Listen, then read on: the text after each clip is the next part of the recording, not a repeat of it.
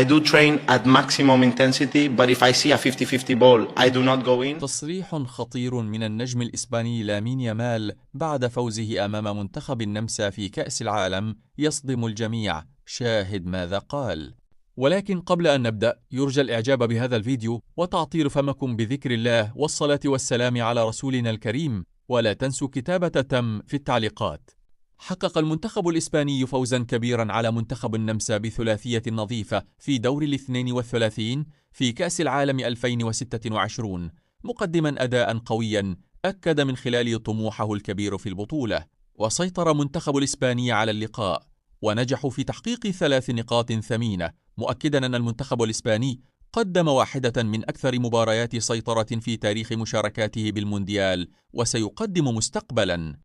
فقد صرح النجم الإسباني لامين يامال وأدلى بتصريحات نقلتها الإذاعة الإسبانية منذ قليل، وقال: كان الهدف الأول هو تحقيق الفوز وانتظار ما ستسفر عنه نتائج المباريات الأخرى، مشيرا إلى أن الأداء الفريق كان إيجابيا رغم بعض الصعوبات التي ظهرت خلال الشوط الأول، وكان هدفنا الأساسي هو الانتصار ومحاولة والتأهل إلى الدور القادم.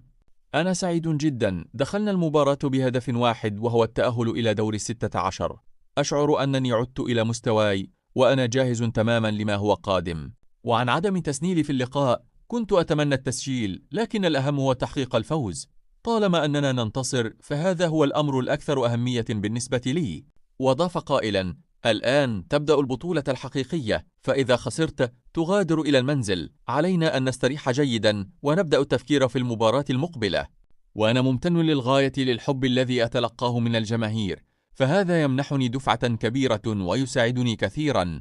كما أكد أن حلمه الأكبر هو التتويج باللقب. ليس على السهل أن تعمل طوال هذه السنوات دون أي إنجاز، فهذا أمر مستحيل تماما. رغم كل هذا الجهد والوقت والتدريب، فعلينا أن نتوج بهذا اللقب رغم بعض الصعوبات التي سنواجهها في المباريات القادمة.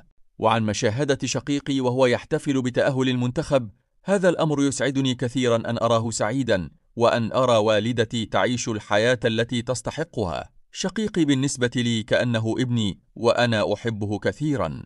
ثم أضاف: علينا أن نواصل التطور، لكننا لا نخشى أي منتخب. واختتم تصريحاته: لا يهمني إن كان المنافس البرتغال أو كرواتيا، بالطبع سيكون شرفا لي أن ألعب أمام كريستيانو، لكن الأهم هو مواصلة التقدم في البطولة.